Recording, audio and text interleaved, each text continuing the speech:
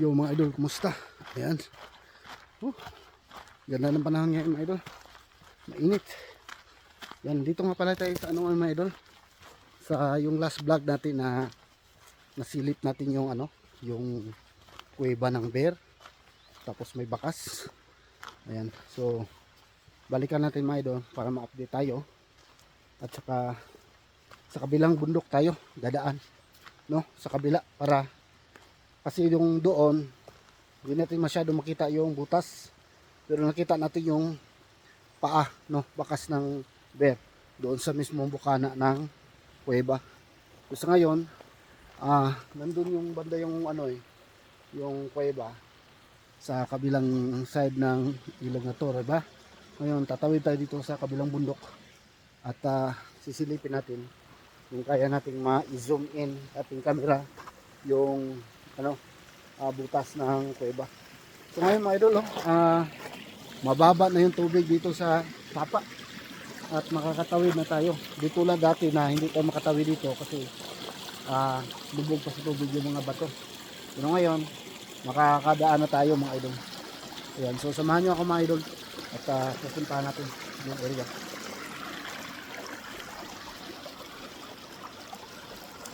Ayan, ang linaw ng tubig. Pwede maligo dyan, no? At saka doon sa unahan may magandang pwesto doon na pagliguan. Ngayon akyat tayo dito ngayon sa taas mga doon. Tirik na tirik yung araw ngayon. Tapos bukas daw ay makulimlim. Yan. Akyat tayo.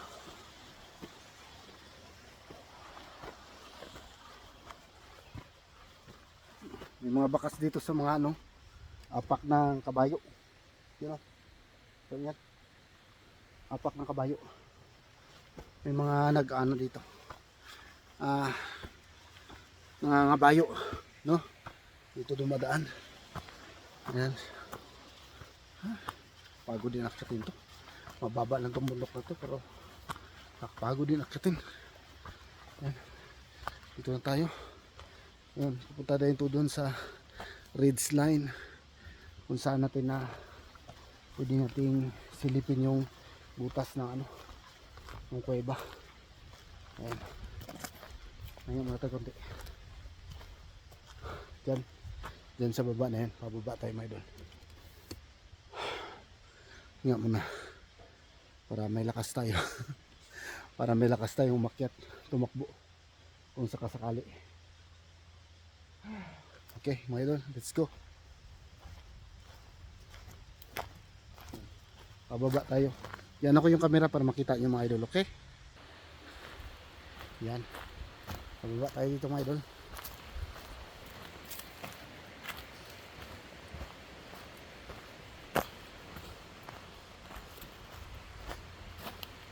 Yan, shout out sa mga ano dyan, nakatira sa mga bulubundukin, bukid sa Pinas. Yan. Sana nakarelate kayo dito sa ginagawa ko mga idol.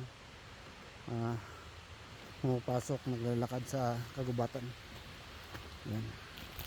So bali doon tayo kanina. Yung doon, no? Doon tayo tumawid. Tapos umakyat tayo doon. Yan. Tapos dito na tayo. Para masilip natin yung butas ng ano, kuweba. Kung kaya bang silipin dito.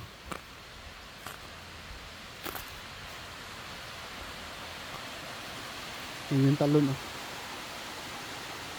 Yung nakaraan pumunta tayo doon, oh. Sinilip natin yung kuweba, hindi natin masilip. Maganda pang pwesto pala doon, oh. Maligo doon, oh, sa talon, oh.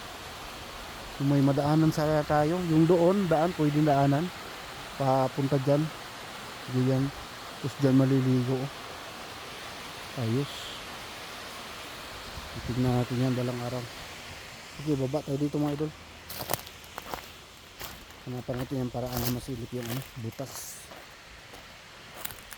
Diyan na yan, eh. Yung puno na yun, oh. Yung puno na yun doon malaki.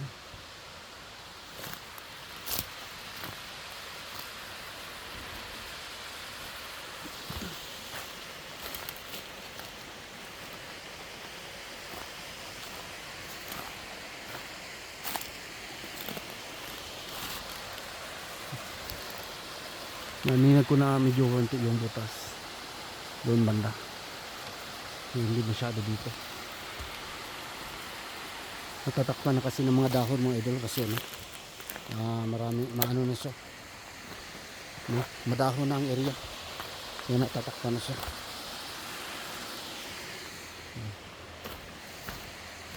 At sa baba ng inapakan natin, sa ilalim nito may kuweba din. Hindi na masyadong kita pala dito dahil ano, madamo, maano na siya, masukal na. Ayan yung banda oh, yan yung madilim na bahagi na yan, andyan yung kuweba, yan sa sentro na yan. Hindi makita na dito pala, kala ko makita dito.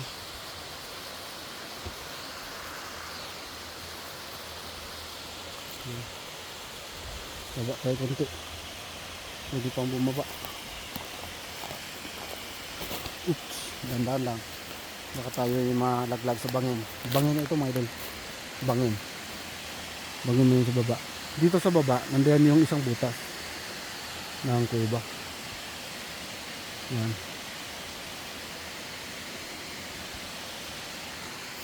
hindi pala masyado kita talaga dito.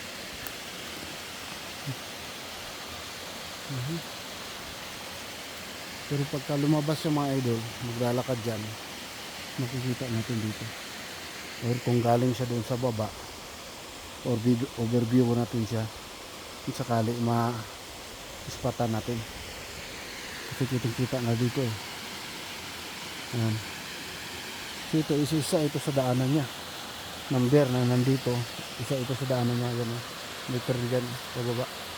Ayan.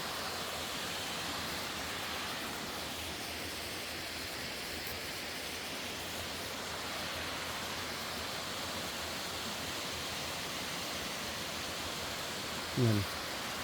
Kita niyo mga idol yung kapaligiran. Yung nakaraan, doon tayo. Yung puno na yun, yan. Diyan tayo tumambay para silipin yung butas doon. Tapos doon tayo, sumingit din sa butas. Nakikita natin yung bakas ng bear. No? Ngayon, dito tayo, ina-expect ko na masilayan natin yung butas talaga, no? Kaya lang, na ano pala ng mga dahon dyan, no? Nung ano, natakpan na ng mga dahon, sayang hindi natin makita yung butas. Excited pa naman talaga ako pumunta dito. Yan, dito tayo sa baba ngayon. Yan, akit na naman tayo dun mamaya. Yan, yun ang falls dyan, yung falls. Tapos patlat naman kami, may falls na naman doon. So kung pupunta ako doon, siguro dyan ako lulusot nyan balang araw. Try natin yan dyan talaga. Kaya lang, pag gawin natin yan mga idol, tayo lang ang makakagawa yan. Dahil yung mga tao dito ay hindi nakikipagsapalaran. Lalo na dito, pupunta-punta dito. Kasi nga, may bear dito. May kuweba ng bear. Pakita tayo. Pakita tayo, mga idol.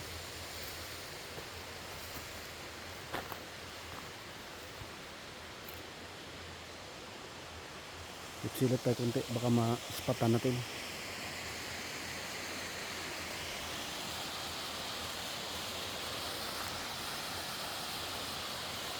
Diyan na yung butas sana oh. Takpan ng ano, takpan ng madahon. Ano? Diyan. Sa baba ng puno nga ito mga ito. Itong puno nga ito, sa baba. Dito yung butas yan.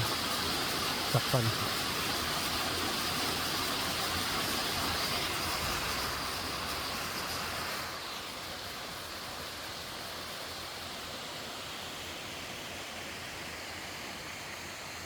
Exit lang tayo. Baka meron tayo mga makitang kakaibang bagay. Exit muna tayo. Exit muna tayo. Exit.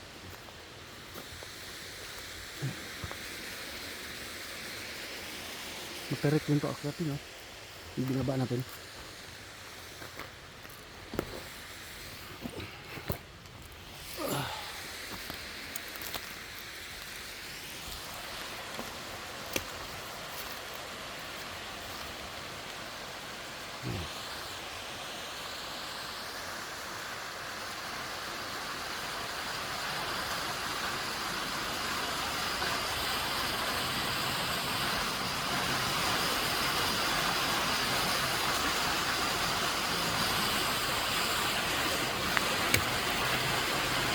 Yan yun, no? Butas mga idol.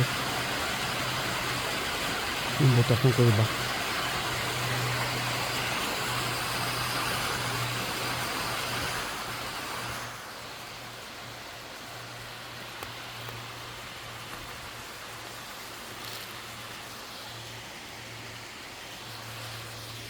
Cut tayo.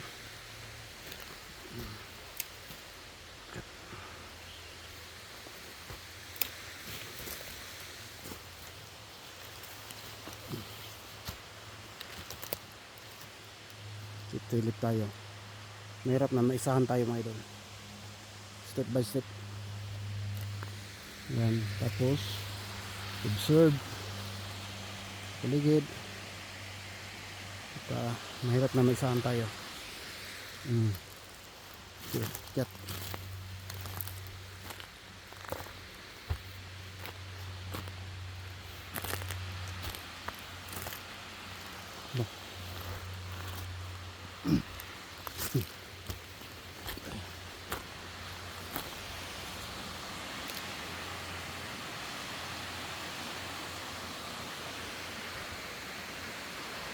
Yan ganda yan Tapos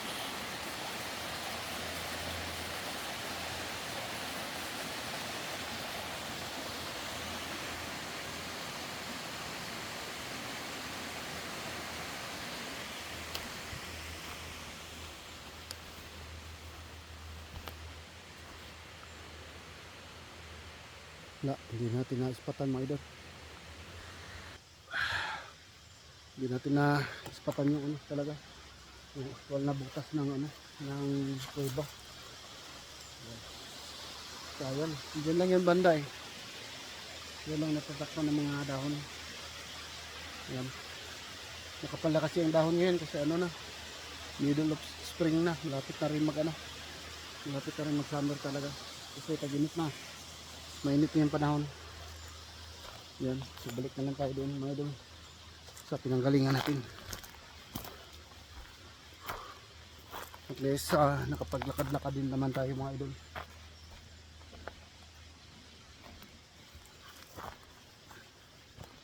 Yan. Paglakad-lakad tayo. Magandang ano rin yan mga idol. Ehersisyo. Yan. Magandang ehersisyo din. At namomotivate akong mag-extra ng mga ganito mga idol, lakad-lakad, hiking o mga tiktok kasi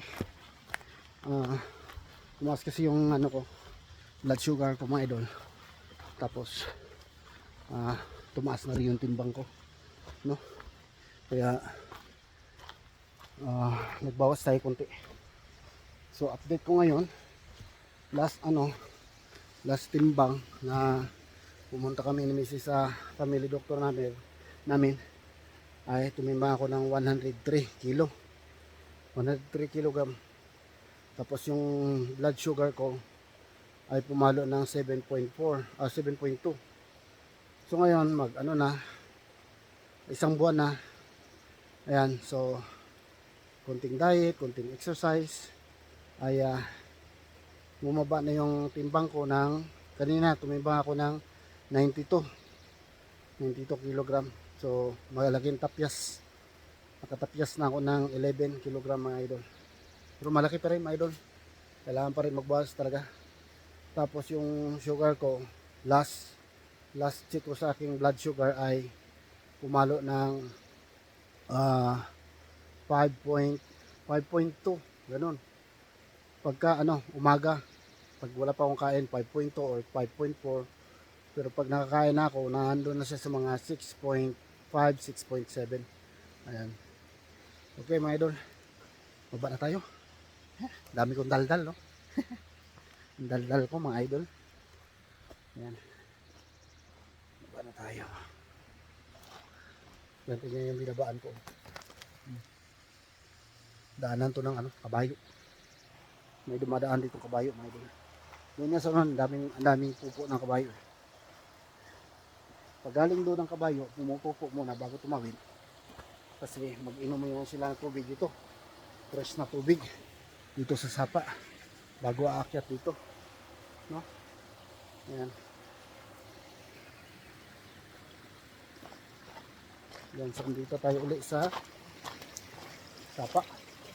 Yan, linaw ng tubig mga idol, oh. Sarap magtampisaw, lalo na ngayon sa sobrang init ng panahon. Balik tayo mga idol. Sana mahulog yung camera natin.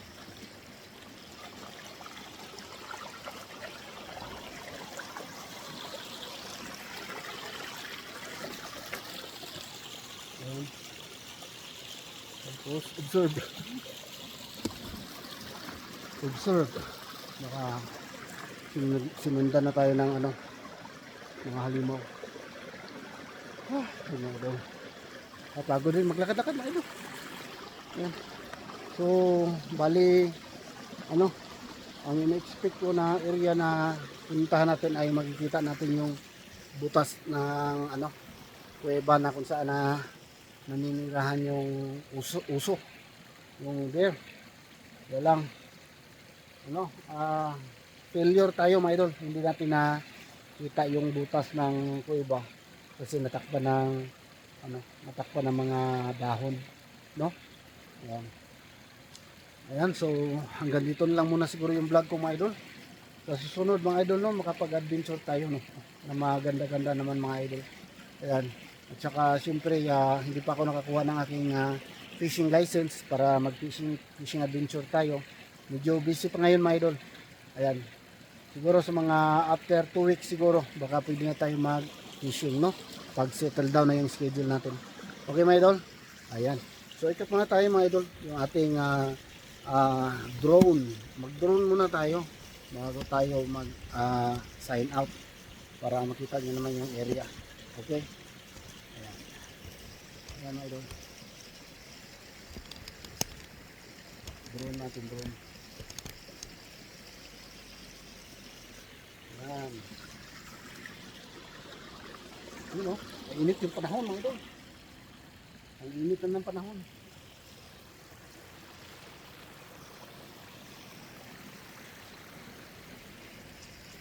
Ayan. Hirap talaga mag-vlog mga idol. Pag solo-solo mga idol lang cameraman. Hirap talaga. So ayan mga idol, hanggang dito na lang yung vlog ko, no. Maraming salamat sa pagsama sa akin dito sa loob ng kagubatan at sa pagsilip doon sa kuweba ng bear na hindi natin naklaro talaga yung butas. Pero sa last vlog natin nakita yung mga idol yung bakas ng bear, no. So ngayon mga idol, kung pupuntahan pa natin yung ano, medyo mataas na yung vlog natin. Pagka pupuntahan natin, balikan natin yung butas ng bear doon. So hanggang dito lang mga idol, ha. So maraming salamat sa pagsama sa akin. So hanggang sa muli mga idol. Ayan. Thank you for watching mga idol. Bye bye mga idol. God bless you all. Bye bye.